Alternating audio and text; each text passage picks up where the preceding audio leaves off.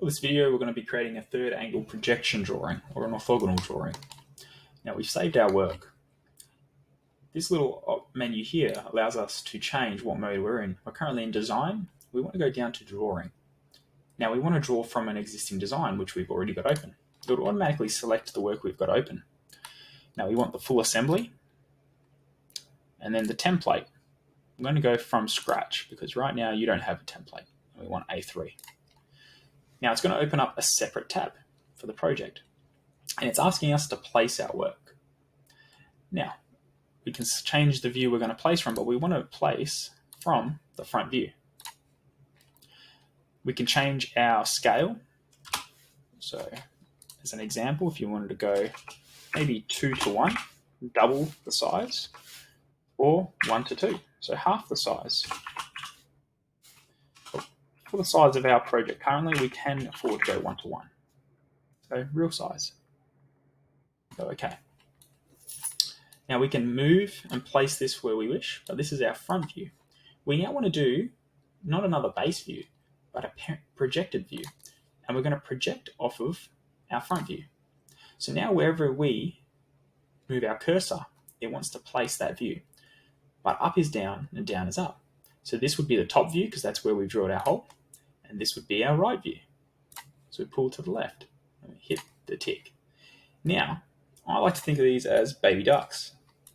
This is the parent and the baby ducks follow.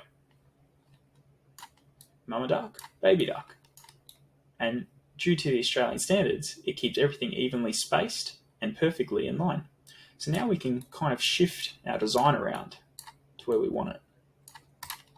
So we've got our top view, our front view, and our side view, but we need to identify them.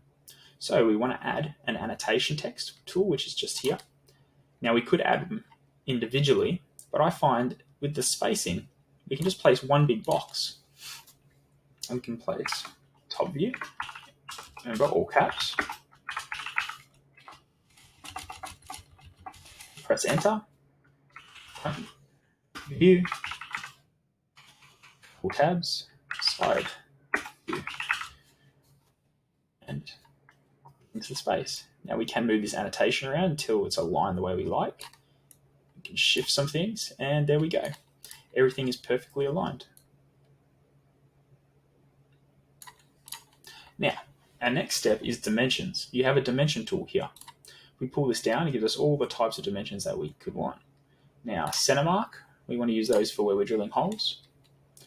And a standard dimension tool to show us corner to corner length or just edge length. We want the height. We want the width. And we want to show you any applicable information for our design. So on this side view, we're now seeing another piece of information in the form of this shape.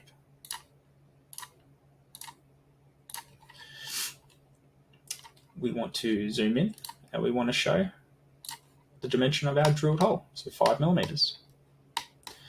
So that's the basics of third angle projection in the Australian standards. If we wanted to jazz it up a little bit, we could create another base view. And we could change this view to home or one of the isometric views. It gives us a view, and we'll give it a little bit of a shade as well. So now we've got a view of what it looks like in 3D space. We go down to document type, double click, click again on the document type menu, go third angle projection. If you find there's not enough room, you can go orthogonal.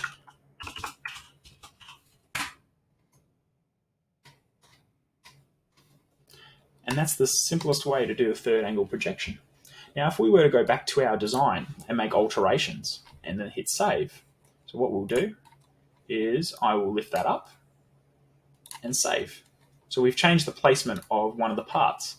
If we now go to our drawing, there is this little triangle at the top here. It's an update. So you click that, and it will take all the information and update it into your drawing and all the displacements. What we'll do is we'll undo that because that has really made a mess of that design and bring it back. There we go. Now we do have to hit save for this drawing. It isn't going to save into your design. but create a pad of designs. So now we look, there's our drawing save file. And now we can create as many pages as we want. So we can create a booklet of drawings, which is where we will now create our materials list. So look at the next video and we'll go on to materials lists.